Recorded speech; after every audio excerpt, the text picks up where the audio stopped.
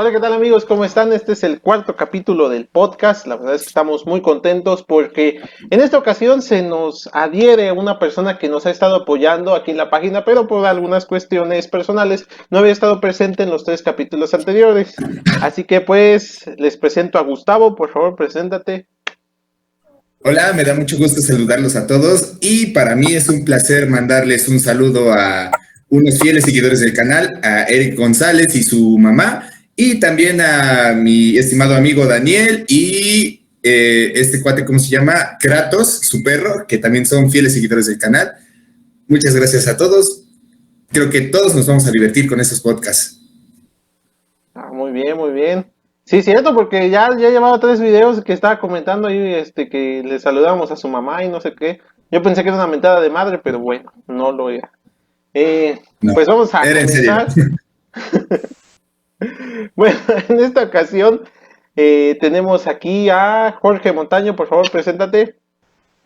Hola, ¿qué tal? Buenas noches a todos. Espero que estén bien y que disfruten este nuevo capítulo. Ok, abajo de él está Emir. Por favor, preséntate. Hola a todos. Espero que les guste este nuevo capítulo y estoy seguro que se van a divertir mucho. Gracias. Perfecto, muy bien. Abajo de mí también, como siempre, Ernesto, por favor, preséntate. Hola, ¿qué tal? Todos, todas, aquí, todos por acá. Esperamos que hoy también les llame la atención y reaccionen bien a este capítulo.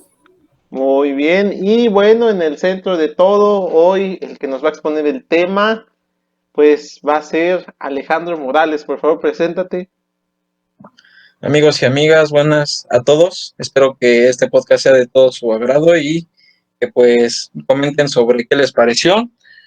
Y pues recuerden que todavía estamos al pendiente de todos sus comentarios y si tienen alguna sugerencia, con todo gusto, saben que podremos hacer un esfuerzo para tanto mejorar nuestro contenido como para publicar nuevas cosas. Muy bien. Y bueno, el día de hoy es un tema que yo creo que a muchos les va a interesar porque es uno de los deportes más grandes, no solamente de este país, sino de muchos continentes, y ese es el fútbol. El fútbol, desde pues la implementación de las reglas en Inglaterra, pues ha salido de ese país y se ha sabido expandir muy bien. Incluso pues muchos de sus jugadores tienen gran renombre en el mundo. También los equipos tienen grandes aficionados, países no enteros incluso tienen al fútbol como religión. Véase por ejemplo el caso de Argentina. Recientemente hace unos meses tuvimos la pérdida de Maradona y la gente se advocó a las calles a despedirlo cual si fuera un rey prácticamente de esa zona, ¿no? Pero hoy vamos a hablar, vamos a cambiar un poco la temporalidad actual por una temporada en donde América Latina sufrió bastantes cambios, muchos drásticos, algunos militares, como fueron la época de las dictaduras, de los 50 para adelante. Los Estados Unidos formó una especie de intervencionismo eh, en muchos países para lograr que los intereses económicos, una parte se fuera a ese país, ¿no? Entonces vamos a ver, hoy Alejandro nos va a comentar cómo el fútbol fue parte de esa época drástica en América Latina. Así que pues, sin más preámbulos, voy a decirle a mi compañero Alejandro que por favor nos presente este tema que es bastante interesante. Sí, bueno, pues muchas gracias por darme la oportunidad de presentar un poco sobre este tema tan importante, tan interesante. Como ya lo mencionaba mi compañero Raúl, pues obviamente muchos en la actualidad conocemos el fútbol, varios lo practicamos. Pues los que me conocerán y estarán viendo este podcast, pues saben de mi gusto por el fútbol. Entonces, pues yo creo que este tema va a ser muy agradable, no solo para mí, sino también para mis compañeros aquí presentes y para los que estén próximos de escuchar este capítulo. Nos vamos a trasladar un poco hacia lo que es vamos a hablar de dos casos. El primero de ellos va a ser en Brasil y el segundo vamos a subir un poco hacia lo que es el continente. Vamos a ir a Centroamérica para hablar sobre El Salvador y sobre Honduras. Bueno, para comenzar con este tema de Brasil, nos vamos a situar en 1950, luego de esta década de 1940-1950, donde se dan una serie de eventos catastróficos, por mencionar el más relevante, por así decirlo, que es la Segunda Guerra Mundial. pues nos encontramos en que para este año se retoman las actividades en cuanto al Mundial de Fútbol, que el primero de ellos fue llevado a cabo en Uruguay para 1930. Más adelante, en 1934, se lleva a cabo en la Italia de Mussolini. Y bueno, ya después pasando por esta temporalidad en la que digamos, se da estos sucesos de la guerra, pues estas actividades se detienen y para 1950 Brasil levanta la mano diciendo, bueno, después de la devastación que Europa sufre por la Segunda Guerra Mundial, nos vamos a dirigir hacia América Latina para llevar a cabo esta justa mundialista, ¿no?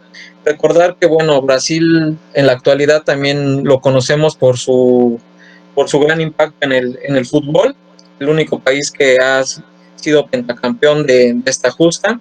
Además, bueno, pues ahí con las diferentes rivalidades con sus países vecinos, tenemos que Brasil, su organización federal, su organización federal, se da en 1914, no es la primera en América Latina, anteriormente ya los países como Argentina y Uruguay, considerados cuna del fútbol en América Latina, pues ya tenían su federación, pero pues Brasil va a aprovechar este momento histórico que es 1950, la mitad del siglo XX, pues también con este auge en el fútbol, en el deporte que ya comenzaba, digamos que a ser más conocido por las multitudes, comenzaba también a surgir este auge donde los jugadores iban a pues lo que ahora conocemos como el sueño europeo en futbolísticamente hablando. También la profesionalización va a ser muy importante y este es el tema que queremos enfocar, que es el siguiente, el racismo, que también se llega a dar en el país latinoamericano. Tenemos que, bueno, para este racismo, para la década primero de 1940, varios jugadores brasileños comienzan a tomar pues estos puestos en el campo de fútbol, estos jugadores afrodescendientes, jugadores de raza negra, donde comienzan a destacar por sus capacidades físicas, por sus capacidades técnicas, y comienzan a adentrarse en los equipos de fútbol. Además de que, bueno, ya este tema de la esclavitud ya comenzaba, ya había sido abolido, perdón, esto en el siglo anterior, para 1880. Entonces, pues en este momento se busca dar esa imagen al mundo, ¿no? Además de modernidad del país brasileño, después de estos sucesos de la Segunda Guerra Mundial, pues también dar una imagen de que es un país que ya no cuenta con esta esclavitud que ya había tenido gran impacto en siglos anteriores, ¿no? Y bueno, ya en cuanto a esta cuestión ya dentro del Mundial en 1950, pues como lo mencioné anteriormente, Brasil ya se había postulado en 1946, ya un año después de concluida la Segunda Guerra Mundial, y pues se toma en consideración el país debido a pues lo que mencionábamos, ¿no? Que Europa estaba devastada y pues América Latina era una oportunidad perfecta para mostrarle al mundo sus grandes avances, ¿no? Entonces, para este mundial va a tener una participación muy pequeña en cuanto al número de países. De hecho, es muy interesante ver que incluso los países como Alemania y Japón no son invitados a esta justa mundialista debido a que se les considera que son los culpables de toda de todos estos destrozos que se dan, ¿no? Durante este acontecimiento. Por su parte, Brasil pues se encarga de manejar una infraestructura impresionante debido a que se manda a construir el estadio que conocemos, el Maracaná. En ese momento pues era, digamos, considerado el estadio más grande del mundo, con una capacidad de arriba de 78,000 espectadores. Esto va a ser muy importante porque ya veremos que dentro de la justa, pues esta capacidad se va a reventar y, digamos, va a entrar muchísimo más gente de la que contaba en cuanto a capacidad del estadio, ¿no? Y bueno, justamente debido a la poca asistencia que tenemos de estos países, el formato no era el mismo que hoy conocemos, donde se forman grupos de 4 equipos. Los segundos lugares de cada equipo pasan y se enfrentan en las rondas finales. Aquí pues no se da este caso, sino que debido a una combinación de resultados, no voy a adentrarme mucho en los resultados para no aburrir a la audiencia, pero en Brasil consigue sendas goleadas en cuanto a países como Suecia, como España, y digamos que ya llegando a la final de este torneo, pues únicamente le basta con empatar o con ganar el partido para alzarse con la copa, ¿no? El rival en turno va a ser Uruguay. Uruguay de la misma forma, no le basta el empate obviamente, Uruguay tiene que ganar el partido, pero es muy interesante ver porque así como en la cultura mexicana tenemos el término de cruz azulear, muchos sabrán para qué nos referimos a este término. En este contexto, la palabra que vamos a utilizar va a ser la palabra maracanazo, que debido a los grandes pronósticos que se tenían para que Brasil se alzara con la copa, digamos, es el país local, el país organizador, el país que busca dar esa imagen al mundo de avance, de progreso, de orden y progreso, como dice su bandera, pues se adelantan estos festejos, ¿no? Es muy interesante revisar varias fuentes que nos relatan cómo el gobierno ya había mandado, digamos, que acuñar monedas con las imágenes de los jugadores campeones. También ya los diarios locales ya mencionaban a Brasil campeón del Mundial 1950. Se tenía muy interesante también este dato, se tenía inclusive una banda de música dentro del estadio para entonar el himno brasileño ya cuando se alzara con la copa. O sea, tan impactante era, digamos, que esta seguridad de que se iban a alzar en triunfo, de que incluso se menciona que la partitura del himno de Uruguay ni siquiera se vio importante mandarla, ¿no? Porque pues decían, ¿cómo creen que va a ganar este partido Uruguay, ¿no? Entonces, pues aquí vamos a ver que esto no es así, no hay que cantar victoria antes de tiempo, porque pues puede pasar lo que sucedió aquí en Brasil, ¿no? Y bueno, ya entrando en la fecha que es este partido, el partido se da el 16 de julio de 1950. Como mencionaba, Brasil le basta con ganar el partido, con empatar el partido, perdón, o ganarlo. Y bueno, comienza este partido con el primer tiempo sin goles, todo se va al descanso sin ventaja para nadie. Para el segundo tiempo, inmediatamente Brasil se pone arriba en el marcador, ganan 1-0. Y pues ya se imaginarán el júbilo de la gente, sumamente emocionada por ver próximo a su equipo campeón. No inmediatamente, un poco más adelante en el segundo tiempo, el equipo de Uruguay empata. Pues bueno, ahí como que un balde de agua fría para, para toda esta multitud. Y bueno, mencionando, se me había olvidado comentar lo que les platicaba acerca del estadio. La asistencia para este partido, se mencionan en las fuentes, dependiendo de algunas, que es una asistencia mayor a 120,000 espectadores, considerando que mencionábamos que el estadio tenía una capacidad máxima de 78,000, pues imagínense agregar todavía ese número de fanáticos dentro del estadio, pues se imaginarán cómo habrá sido el resultado, ¿no?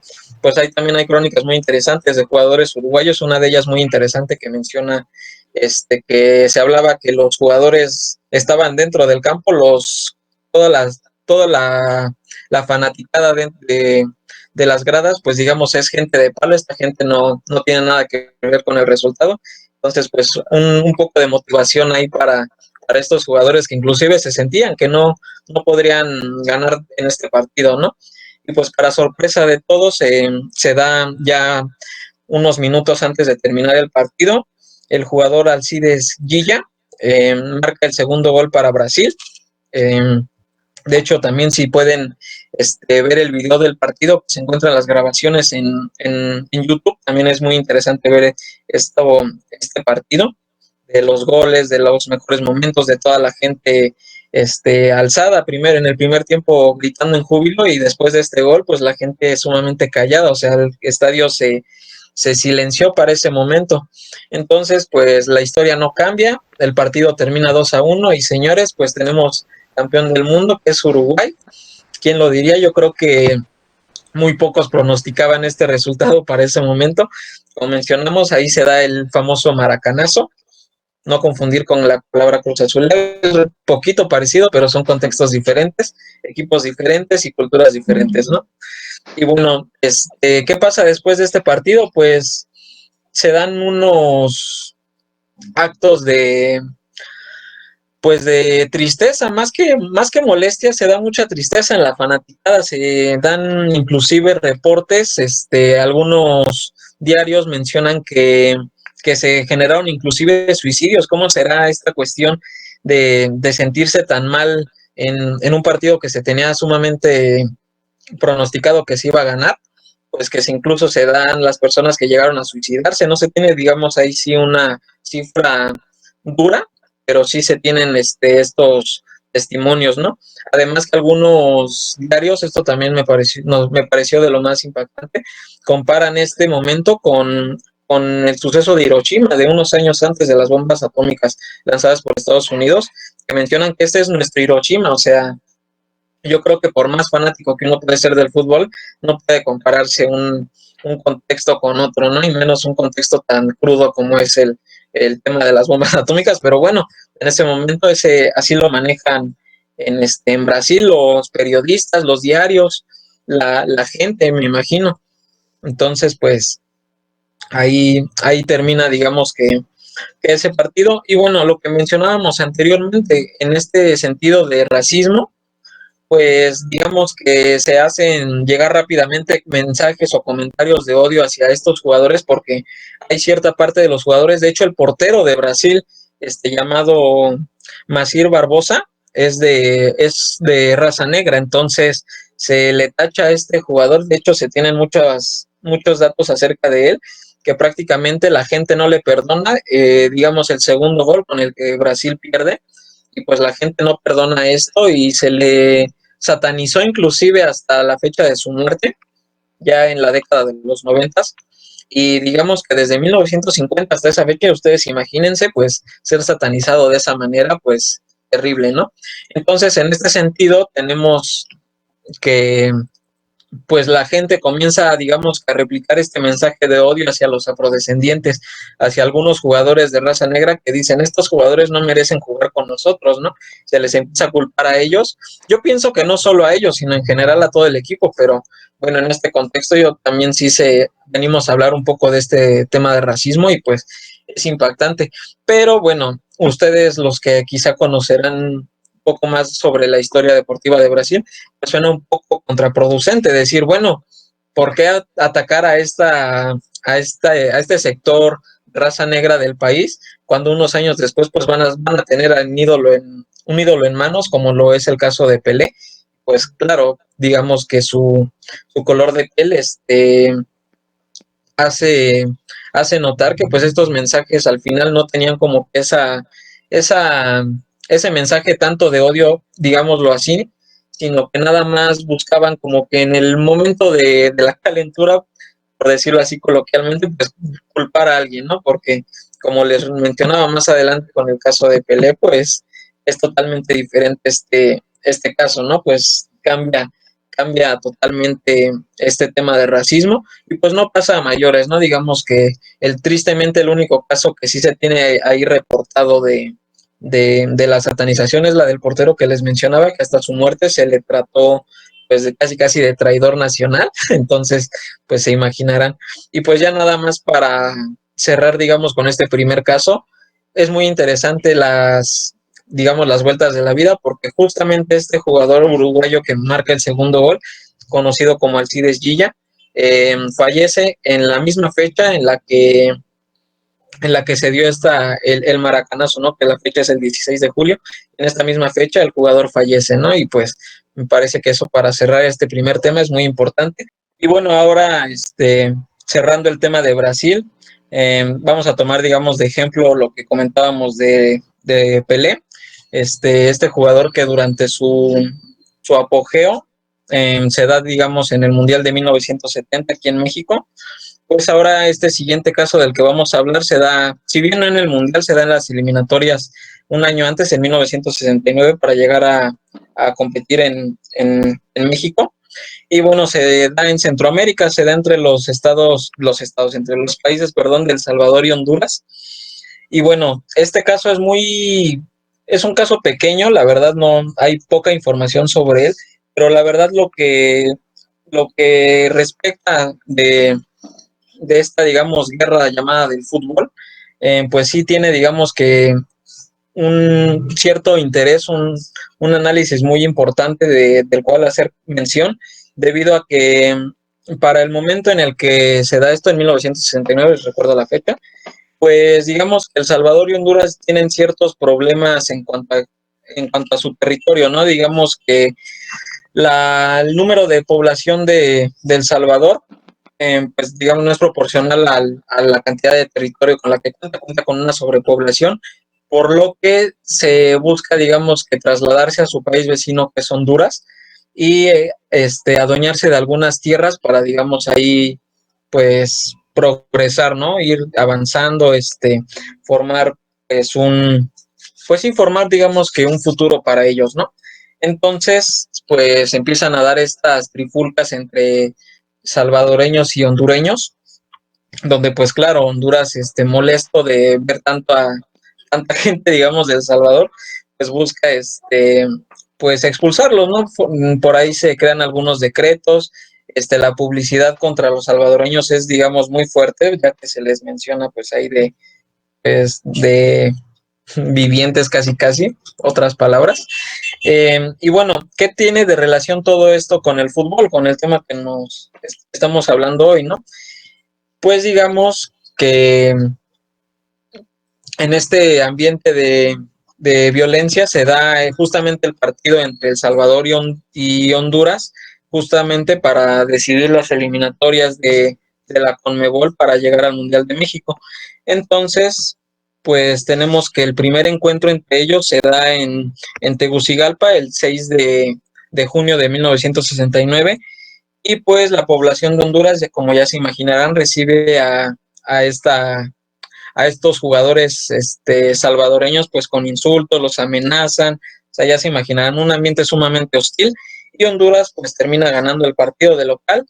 Y bueno, esta noticia se menciona que incluso es tomada otra vez como tragedia nacional en el país salvadoreño, otra vez regresando a lo que mencionábamos de Brasil, una noticia terrible, y bueno, como muchas veces llega a pasar. Bueno, y ahora terminando este partido en Honduras, pues se da el segundo, pues ya en territorio salvadoreño. Pues imagínense, si en Honduras se presentó esta hostilidad, pues en El Salvador no iba a ser la excepción. Se tienen también comentarios y testimonios de que los habitantes salvadoreños inclusive rompen los vidrios del hotel donde se encontraba Honduras. Se les arrojan pues petardos, huevos, se menciona que inclusive hasta ratas para intimidar al rival, y pues lo consiguen al final porque El Salvador termina ganando ese partido. Pero bueno, ¿qué pasa aquí? Que debido a estos dos escenarios de violencia, y pues con la eliminatoria empatada, se decide que el tercer partido, el de desempate, se dé justamente aquí en México. Se trasladan hacia México para evitar, digamos, que estas trifulcas. Y bueno, también aquí en México yo considero no se tiene información, o si bien más bien no se encontró información para el capítulo de hoy sobre algunos actos de violencia aquí en México. Considero yo que sí se pudieron haber dado entre las multitudes que llegaron a viajar para alentar a su equipo. Y bueno, se termina dando este partido aquí en territorio mexicano. El Salvador termina ganando el partido por 3-2, consiguiendo así el boleto para el Mundial del siguiente año. Perdón. Y bueno, y así tenemos que, si bien este suceso, como les mencionaba, no es el que estalla directamente el conflicto o la conocida guerra del fútbol, que también se le menciona como guerra de las 100 horas por la duración. Fue una guerra, digamos, que muy corta, de unos cuantos días. De la fecha que se da el partido entre estas dos escuadras aquí en México, 3 semanas después estalla este conflicto, ¿no? Y como les menciono, es un conflicto de poca duración. Obviamente no fue así en cuanto al número de víctimas, porque pues el número sí es un poco elevado. Se hablan, dependiendo las fuentes, de aproximadamente unos 6,000 muertos, y el desplazamiento de todas estas personas salvadoreñas del país hondureño, de aproximadamente unas 150,000 personas.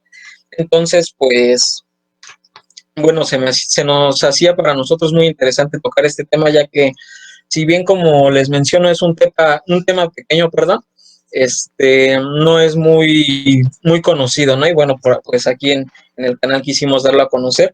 Como dato quizá adicional, a lo mejor nada tiene que ver con toda esta guerra que les acabo de mencionar, pero pues sí es importante comentarlo. Pues ya para el siguiente año, El Salvador viene aquí a México a participar en su primer mundial. No le va nada bien, yo considero que después de todos los daños que sufrieron y todo el dolor que llegó a pasar por esos días de guerra, pues el resultado termina siendo incluso terrible en cuanto a lo futbolístico, ya que no suma ninguno de los puntos. De hecho, se enfrentan con el país anfitrión, que es México. Y bueno, también de eso es importante mencionarlo, ¿no? Para cerrar este tema. Y pues bueno, yo pienso que ahora quisiera escuchar a mis compañeros, a ver qué pueden comentar para nutrir esta plática y pues qué les ha parecido el tema. Pues este segundo caso está muy interesante, ¿eh? Yo no lo conocía. De hecho, cuando leí tu guión y lo vi, me dio curiosidad un poco checar lo que hay con respecto a documentos. Y como dices, en el enfrentamiento de México no hay mucho que nos diga que si se enfrentaron o no se enfrentaron, pero es increíble a veces cómo por disputas de fútbol se llegan a pasar estos casos.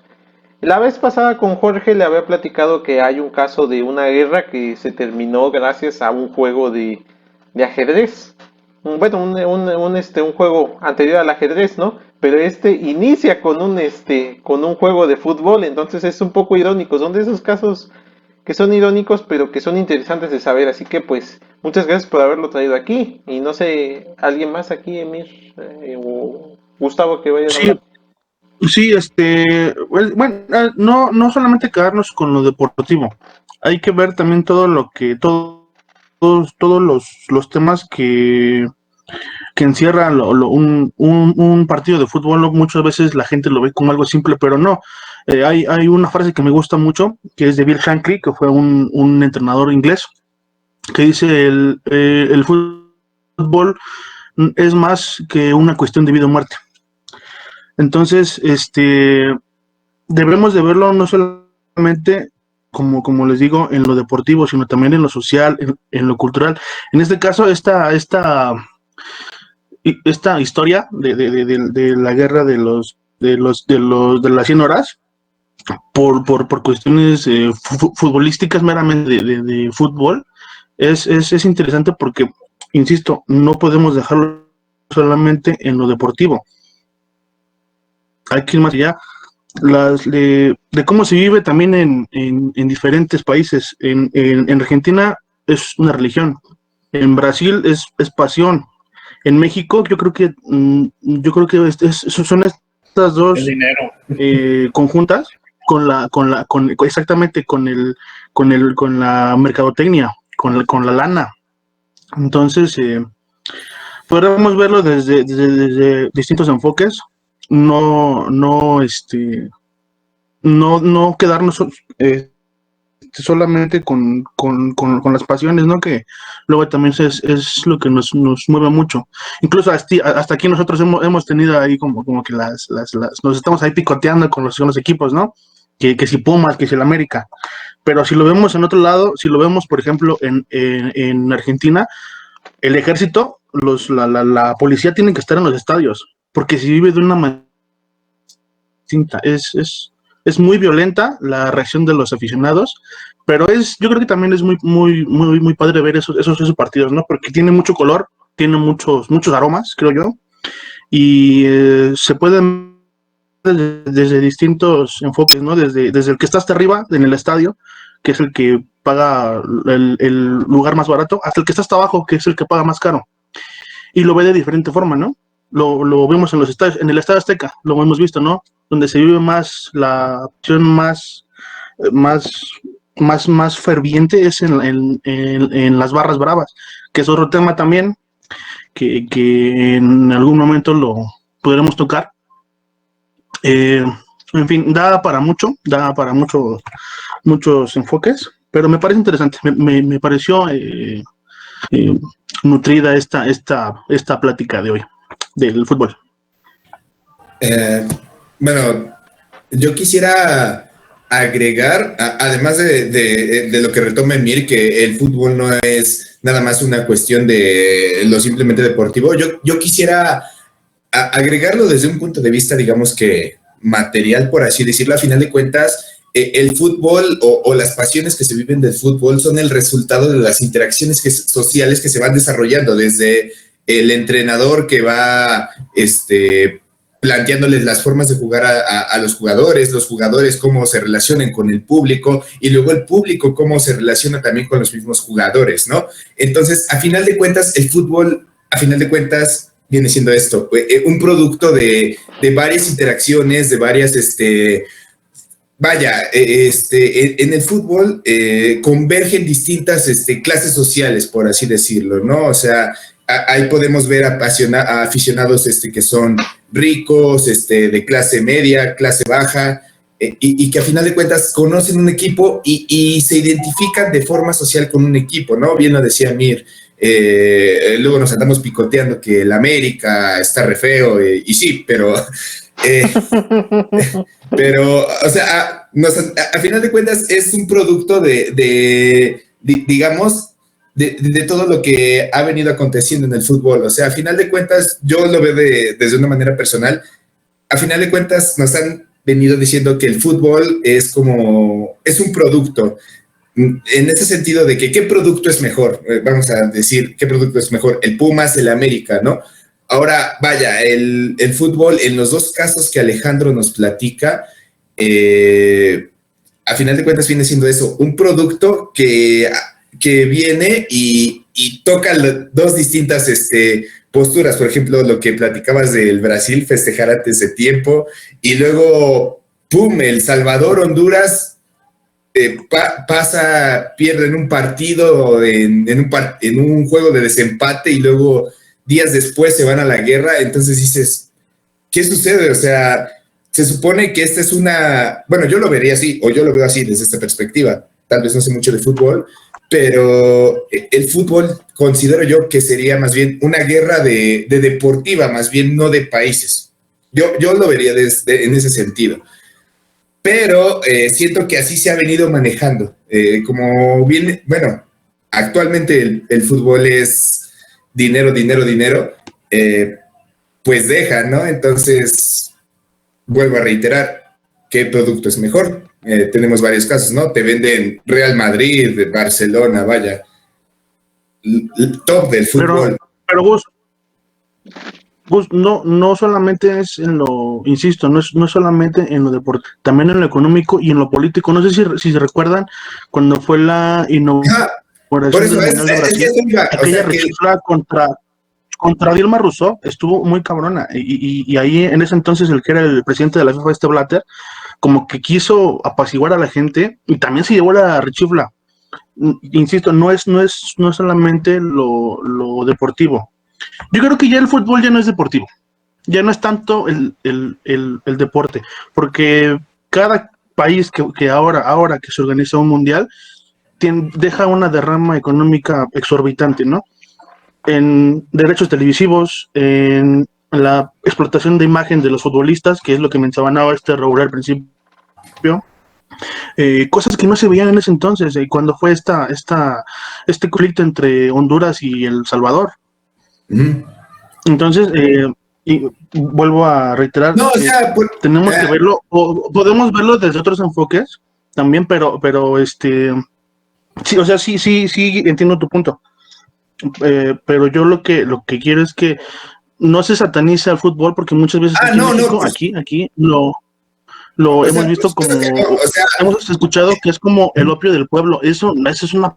Sí, eso es una tontería. A eso quería llegar en ese sentido. O sea, yo creo que deberíamos separar entre lo que es, digamos que, ¿cómo le puedo decir? No sé, la comercialización del fútbol a lo que es realmente el fútbol. A ese punto quería llegar. O sea, yo entiendo totalmente tu punto.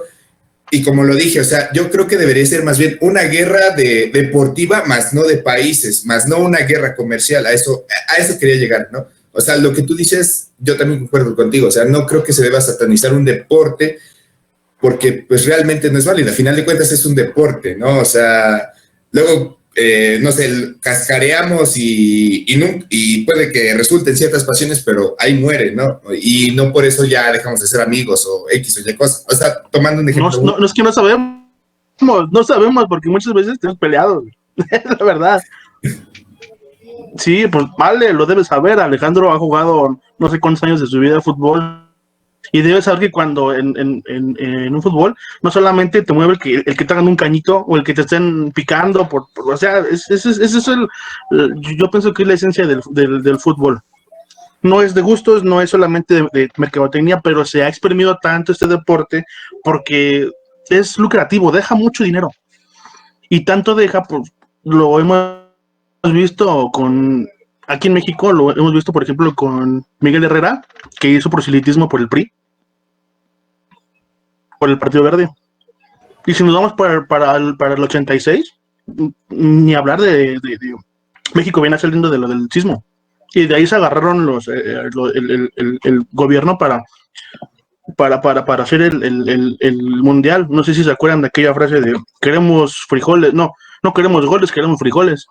Sí, que Porque realmente supuestamente la se gente veía también, quedó muy amolada. sí, quería que ese grito se veía mucho en los estadios en el 86, que el presidente ni siquiera prestó atención al sismo y prefirió el fútbol, ¿no? Y gritaban, no queremos goles, queremos frijoles. Y la verdad es que es interesante, En el como yo 70 concuerdo, también. yo concuerdo con Emir, creo que efectivamente que ya esto del fútbol ya no es cuestión de pasiones, es cuestión de muchas cosas que conflictúan en los países, ¿no? Tenemos que ver el momento en el que se juega un partido para entender el contexto de ambas barras, ahora sí, barras bravas, ¿no? Bueno, yo saben que no sé mucho de términos de fútbol y estoy tratando de hacerlo, esta crítica, ¿no? Que debemos entender un poco qué contexto está pasando el país para entender muchas veces cómo se da el deporte, ¿no? En todo deporte, todo deporte. No sé si Jorge quería decir algo, me vi que abrió su micrófono, pero no quiso opinar. Sí, desde hace rato ya. No, sí, parte de este diálogo, pues creo que concuerdo bastante con Emir. Desligar el fútbol del factor social, el económico y el político sería un grave error, ¿no? Porque prácticamente, de nuevo, concuerdo con él, creo que el fútbol ha empezado a ser todo menos fútbol, ¿no? Este asunto, por ejemplo, en el caso del Maracaná, ¿no? Llegar a tal extremo de satinizar a los jugadores, responsabilizarlos por un resultado, y bueno, también por parte de su color de piel, ¿no? Por ejemplo, el portero Barbosa, que fue satanizado hasta el momento de su muerte, ¿no? Creo que hay muchas anécdotas que llegó a contar de que cuando andaba por la calle hablaban mal de él, ¿no? Le decían a sus hijos que él fue el que cayó a todo el país, ¿no? El responsable de la derrota. Y creo que pues precisamente ese es un gran ejemplo del factor social, cómo se inmiscuye en el fútbol, ¿no? Pero, y en lo económico, pues ni se diga, creo que lo económico se abarca más hacia la etapa moderna del fútbol, más para acá, porque aquí en México podemos ver grandes ejemplos, ¿no? El ascenso, precisamente el descenso, se ve muy influenciado en zonas cuando se habla de fútbol, ¿no? En lo económico y lo político, precisamente como ya lo mencionaba Emir, el proselitismo que se ha llegado a hacer por parte de los jugadores, y también el tema que apenas fue, bueno, hace unos años cuando empezó a gobernar López Obrador, que le quitaron el patrocinio a la selección mexicana, al que se le daban millones, ¿no? Por llevar la palabra de México en este evento turístico. Y sí, precisamente en esta parte del factor económico, aquí en México se ve muy relacionado con el fútbol, ¿no? Es parte del devenir de este deporte, y bueno, creo que no es diferente en otros lugares, y el factor social pues también se encuentra dentro y arraigado, ¿no? Y precisamente más, yo creo que en América Latina, ¿no? Que es el fútbol, es a lo mejor no como lo menciona Emir, el opio del pueblo, pero sí el pan y circo, ¿no? Esta herramienta que se ha utilizado para fines políticos precisamente y económicos. Bueno, creo que los más afectados han sido precisamente la afición, han sido los engañados, pero pues es parte del show, y creo que es uno de los aspectos que tienen que seguir siendo analizados y pues encontrar algunas soluciones, ¿no? Pero creo que es con lo que me quedo del tema, ¿no? Del maracanazo, precisamente de este factor social que sigue siendo precisamente uno de los principales que se desenvuelve en el fútbol, ¿no? Digamos, vayamos a lo presente, ¿no?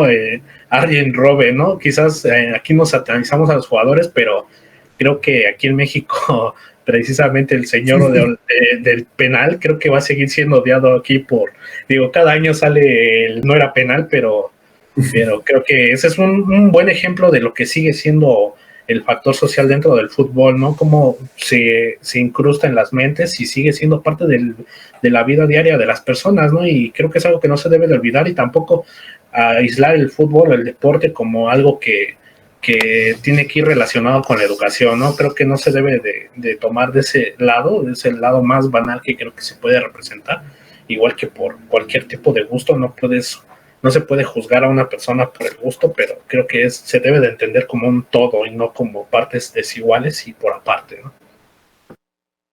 Muy bien, sí, tienes razón, realmente tenemos que entender todo un panorama para poder ver qué significa el fútbol en la sociedad, no solamente de Latinoamérica, sino del mundo. Ernesto, no sé si querés decir algo igual, y que abrigo tu micrófono. Pues igual, finalmente hay que entender el fútbol como otra forma de comprender lo que sucede en una sociedad en un momento determinado.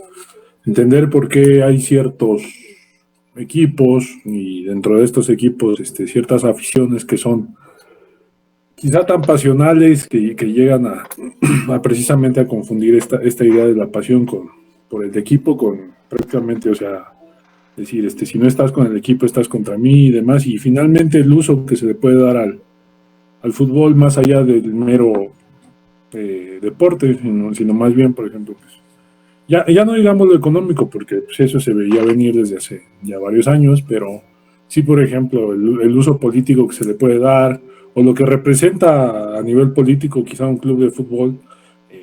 Ejemplos, pues, hay muchos, ¿no? Por ejemplo, Italia, la Lazio, pues es el equipo de la ultraderecha italiana.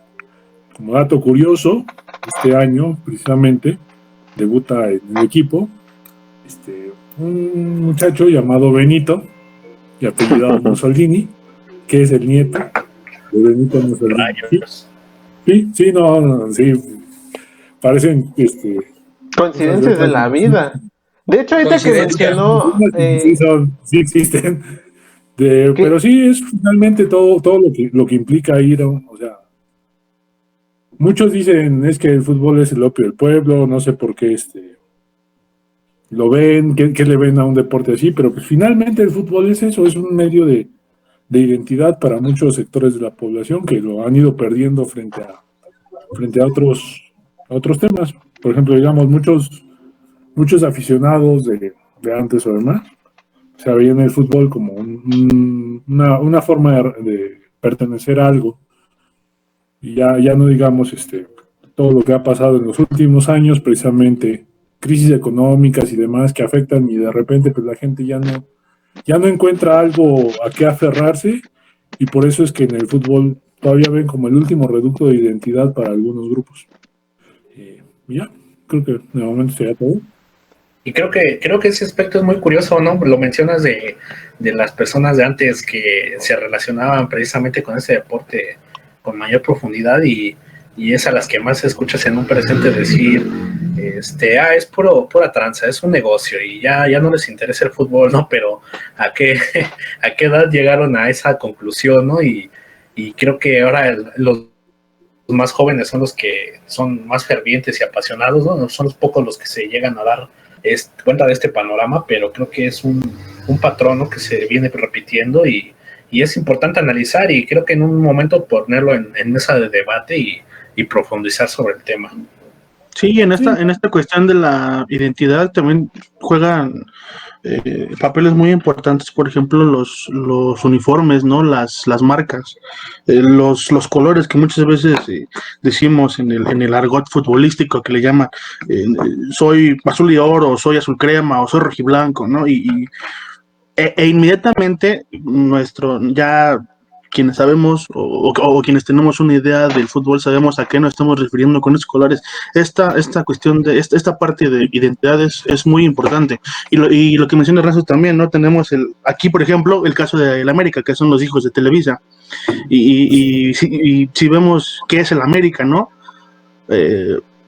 dejando a un lado también mis aficiones, yo creo que ya metiéndonos aquí de un poquito en el fútbol nacional, el América inicia algo muy importante, que es la comercialización del fútbol, porque hasta 1954, me parece, 50 y tantos, el fútbol no era televisado. Entonces cuando Azcárraga Milmo adquiere por capricho suyo los derechos del América y los empieza a televisar, fue en primer lugar para hacer contrapeso a las Chivas, que en ese momento era el equipo del pueblo, era como el niño bueno. Y entonces ellos empiezan a formar ya como el contrapeso, que es lo que al final de cuentas pasa, ¿no? El famoso clásico y esta rivalidad añeja y de mucho odio entre América y Chivas. Entonces es muy chido hablar de fútbol sin satanizarlo. Hay mucha tela de donde cortar, como dijo Jorge hace unas semanas. Muy chido. Esa es mi aportación. Inclusive, vas, Jorge. Sí, pues en cierto momento creo que Azcárraga llegó a mencionar que ya había el equipo del pueblo, tendrían que haber los villanos, y así calificó a su propio equipo, ¿no? En ese momento creo que ahí se va viendo ahí las intenciones de comercialización, ¿no? Porque es meramente lo que se ocupa, ¿no? En ese momento llega este tema del villano y el héroe del escenario, y pues así es como comienza una de las más grandes batallas, ¿no? Que es parte de un resultado de, como dice, la comercialización del deporte, ¿no? Muchos lo vemos del lado pasional, pero también tiene que ser visto desde este lado económico y político, cultural, ¿no? Y político, sí. Sí, no, y miren, y es interesante esto porque ahorita, por ejemplo, los comentarios van destinados al fútbol como deporte local. Es importante mencionarlo porque imagínense si como deporte local lo señalamos, a nivel mundial todavía esto nos da para muchísimo más, que justamente de estos eran los temas que tratábamos hoy, ¿no?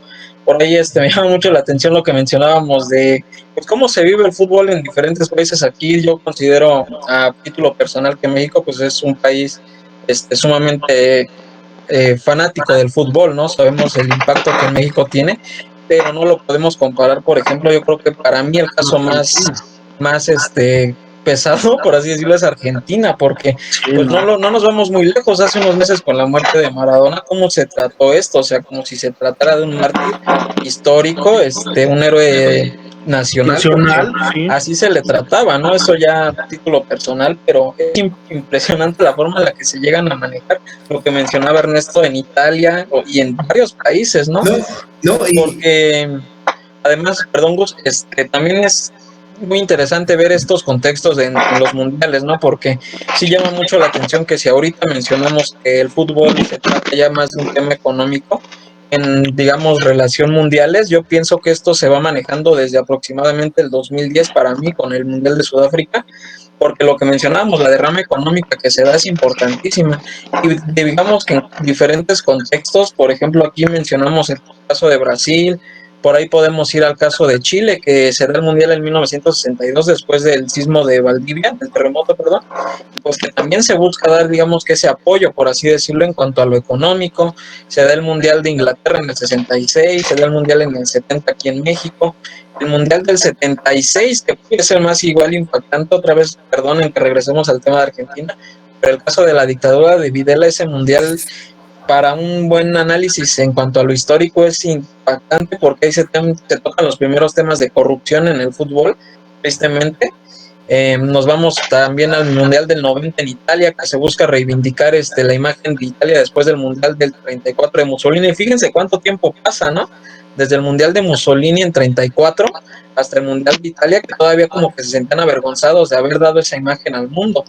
Y ya en 94, igual esto ya para cerrar, justamente nuestros amigos que vieron el podcast anterior sobre el ajedrez, mencionábamos ahí esta rivalidad de Estados Unidos de querer competir con todos. Para mí el Mundial del 94 es la clara señal de que Estados Unidos dijo, ¿saben qué?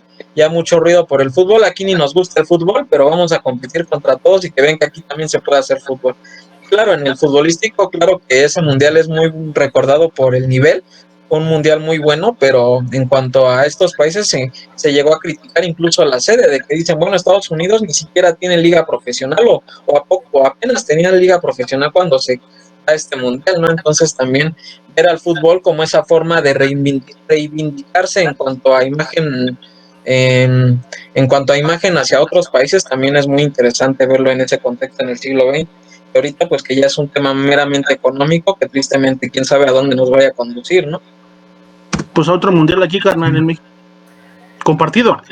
Bueno, Que nos van a dar es que un Guatemala contra El Salvador aquí, va a estar súper chido. Sí, no, eso es lo peor, que cuando se habló de México, es lo que me da risa, que cuando se habló de México, Estados Unidos dijo, ¿quién dijo México? ¿Quién dijo fútbol? Vámonos a competir.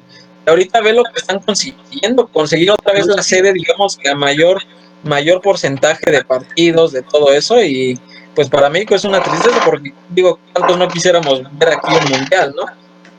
Hablamos, bueno, es hasta... Bueno, sí, habla, Gustavo. Quería agregar algo, pero creo que me voy a salir un poco de la olla porque ustedes ya se extendieron un poco. Algo sobre lo que dijo Ale, sobre la importancia del fútbol en Argentina, y ojo con la imagen de Maradona, y por precisamente eso, creo que, no sé si sea alguno de los motivos por los que ven a Maradona como un ídolo, pero hasta donde un servidor sabe, Maradona fue uno de esos tipos que agarró y dijo, a ver, ok, entonces está viendo estas cosas dentro de las corporaciones de fútbol, entonces yo me les voy a poner al tiro y no me gusta lo que están haciendo, y hasta donde un servidor sabe, creo que Maradona fue uno de los primeros que no le gustaba cómo se estaban manejando los equipos en ese sentido, ¿no? Bueno, nada más quería agregar eso. Pues puede ser, porque hablamos ya de la salida justamente de la dictadura de Videla, entonces yo desconozco de eso que menciona Gus, pero sí podría ser un poco, ¿no? Porque, digo, ya la imagen de Maradona más que nada es en lo futbolístico, ¿no? Lo que le dio a Argentina en la década de los 80, yo creo que inclusive eso, ¿no?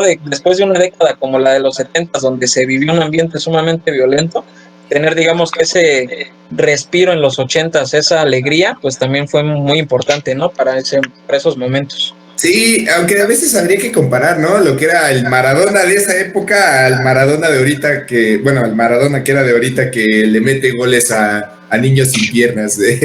Yo creo que serían dos Maradonas completamente. Sí, no, eso pero ya es tema muy aparte. Mira, considero un logro que ahorita ya lleva muchos días sin drogarse, güey. O sea, eso está chido. No, creo que la FIFA y hasta Maradona mismo supieron explotar su imagen, Sí. porque saben que era mediático, saben que dejaba dinero. Lo vimos en el Mundial de Rusia, cómo se ponía, ¿no? Sí. Aquí en Sinaloa, ¿cuánto dinero dejó? Porque la gente no iba para ver al equipo realmente, la gente iba para ver a Maradona. Claro. Por eso no trajeron a México, porque dejaba dinero. Y la derrama económica, y es lo mismo, derrama económica, y es lo que venimos diciendo, que ya... Sí, y como dije, ¿no? La imagen de un Maradona metiéndole un gol a un niño sin piernas, pues es... Bueno, nada más quería decir esto, ¿no? Interesante tema, me gustó. Y gritando, ¡gol! Deja que se lo haya metido, que lo celebró, imagínate. Te voy a decir, Ale, perdón, ahorita que dijiste esto de que México tenía ya pocas sedes, es hasta contradictorio decir, ¿no? Que aquí en México es ya pues meramente comercial, o ese es el principal tema. Si así fuera, creo que México tuviera una mejor infraestructura, ¿no? A pesar de que hay estadios como el BBVA, que está en Monterrey, o como el Akron, el de Chivas, que tienen una muy buena infraestructura. Para mí son de los estadios más bonitos que hay ahorita en México, junto con el Azteca, que ya creo que ya fue relegado, y con no sé, el que tú me digas. Realmente creo que es eso, que no existe la infraestructura necesaria para llevar a cabo tantos partidos, ¿no? Lo que Estados Unidos tiene, que tiene no sé cuántos estadios tiene, pero fácilmente los pueden habilitar para hacer cualquier evento. Es eso. Es que sí, yo no estoy tanto en contra de la infraestructura, pero si ese mundial se hace México, Canadá, nadie dice nada. O sea, eso también es la cosa, que Estados Unidos para mí se llega a meter nada más por eso, ¿no? Y busca traerse todo, porque te digo, eso fue una burla. Cuando se entera uno de que de 100% le van a dar el 90% a Estados Unidos y 10% a México, dices, México no tiene, sí tiene la infraestructura para abarcarte más de 10%, la verdad. Entonces, no hablamos solo de lo que va a dejar a... Ajá, entonces, eso yo creo ya no va dentro del podcast, pero está chido para que lo platiquemos. Estuvo muy bueno, me gustó, estuvo chido. Sí, estuvo padre esta plática. Iba a mencionar a ver si ya ven que, a ver si el Cayo nos anda viendo, ya ves cuando el güey andaba por acá que le preguntamos por el 7-1 de Brasil. No mames, el güey casi llora. Es que es lo que yo quiero, güey, quiero encontrarme yo con un argentino y preguntarle, a ver tú, güey, ¿cuántas copas? Ah, no, eso no, ¿verdad? Hay que invitar a Cayo, hay que contactarlo por Facebook y a ver si tiene chance para que echa la mano ahí. No, si entra a un podcast. Para el público, para el público que no nos está como que entendiendo, Cayo es un compañero historiador que viene de intercambio a la UAM Iztapalapa de Brasil, y de verdad es un gran aficionado. Creo que él iba a la América, según porque... No, al Flamengo, ¿no? Bueno, de aquí México, pero sí. De aquí de México dijo que él iba a la América porque se fueron a jugar y que le gustó mucho cómo jugaron. Se quedaron con una buena impresión de la América. Ajá, de la América, y pues le iba a la América, ¿no? Entonces estaría muy bueno, ojalá nos escuche y lo podemos invitar. Saludos a Cayo. Sí, saludos. Y bueno, pues la verdad es que el tema de Alejandro estuvo muy bueno, alentó mucho la discusión. No sé si quieres agregar algo más. No, ya simplemente, pues ya para no hacer más largo esto, pues agradecer quienes nos estén escuchando. Por ahí mencionábamos el tema de la dictadura de Videla. También, si ustedes gustan, podemos hacer aquí un espacio más adelante para comentarlo, porque si bien dijimos que estos temas a lo mejor son un poco cortos en cuanto a la investigación, el tema de la dictadura en Argentina en el Mundial del 78, la verdad sí nos deja para otra discusión así de larga, inclusive hasta para más. No, sí, hasta para más. De hecho, yo creo que en 2 semanas yo les voy a traer el tema de un personaje que tuvo mucho que ver con estas dictaduras. Yo sé que a Emir le va a gustar porque es sobre religión católica, le encanta tirarle a la religión católica. Vamos a hablar de este personaje que, pues, también él abogó por mucha gente, pero al final terminó olvidado, ¿no? Pero eso ya lo dejaremos para otra ocasión. No sé si Ernesto quiere decir algo más. No, creo que en general ya hablamos bien de lo que se relaciona en fútbol, política y demás, economía. Pero sí, finalmente hay que tener en cuenta que el fútbol es solo una expresión de lo que pasa en una sociedad. Entonces, para poder comprender por qué levanta tantas pasiones y demás, lo más idóneo sería ver qué está ocurriendo en esa sociedad, por qué hay tanto, o qué significa el club de fútbol para una sociedad en un momento dado, etcétera. En fin, creo que de mi parte pues, sería todo. Muy bien, Jorge, ¿algo más que quieres agregar? Pues no. No, creo que sería todo y creo que sí se prestó este tema para una buena discusión. Creo que podríamos seguir durante horas, pero espero que lo hayan disfrutado y bueno, si les apetece, podemos traer más temas similares, incluyendo el de la dictadura de Videla. Esperemos enfocarnos un poco más en este aspecto social que, como ya lo dije, no puede ser ignorado dentro del fútbol y bueno, es muy, muy interesante, pero pues sería todo por ahora. Perfecto, y bueno, Emir, no sé si quieres agregar algo más. No, simplemente siendo redundante con mis palabras, yo creo que no debemos satanizar el fútbol y debemos aprender un poquito más. No es forzoso, pero verlo desde otro enfoque, ¿no? Comprarte playeras y no sé, también ser consumidor ávido de fútbol. Bueno, estuvo muy interesante el tema de hoy y espero que les haya gustado. Me intriga saber de quién vas a hablar, Raúl. Y bueno, Gus, no sé, ¿qué quieres agregar más? Bueno, la verdad, de estos temas de fútbol desconozco mucho. Espero mi participación haya sido buena. Espero lo hayan disfrutado, más que nada. Y hablando de dictaduras, me gustaría a mí hablar sobre un personaje, tal vez esté trabajando en ello, de la dictadura de Brasil. era un empresario que durante la dictadura financiaba precisamente el terrorismo de Estado llamado Henning Albert Boyesen. De hecho, ese cuate hasta presenciaba sesiones de tortura, entonces creo que estaría bien hablar un poco de ese tema. Y bueno, pues para hacer mi primera participación aquí con mis compañeros de Historia en Caliente, pues les agradezco al compañero Raúl y a los demás por haberme brindado esta oportunidad de estar aquí. Y pues aquí estaremos seguido, ¿no? Y que no se les olvide, en la descripción del video estaremos poniendo nuestras redes sociales, entonces vayan a seguirnos en Instagram. Y pues sería todo. Perfecto, y bueno, el siguiente capítulo va a estar a cargo de Gustavo, va a ser su primer tema, va a ser su primera vez, no creo que le duela, así que, pues a ver. ¿Qué pasó? ¿De qué nos vas a hablar? Algo, un adelantito. De la vecindad del Chavo y de Kiko. Le estoy hablando con él. No, no es cierto. No, les voy a hablar un poco sobre la enseñanza de la historia en los videojuegos. Es un tema bastante simple, creo que es algo que podemos disfrutar todos, porque todos alguna vez hemos jugado videojuegos. Les vamos a hablar sobre Age of Empires, Assassin's Creed y Red Dead Redemption 2. Vamos a hablar de casos emblemáticos sobre videojuegos que de una u otra manera, sin querer o querer queriendo, te acaban enseñando de historia, de alguna manera. Ok, perfecto, eso me parece interesante y pues no se pierdan el siguiente capítulo. Por hoy ha sido todo, muchas gracias por habernos escuchado, esto fue Historia en Caliente, nos vemos en el siguiente capítulo. Hasta luego.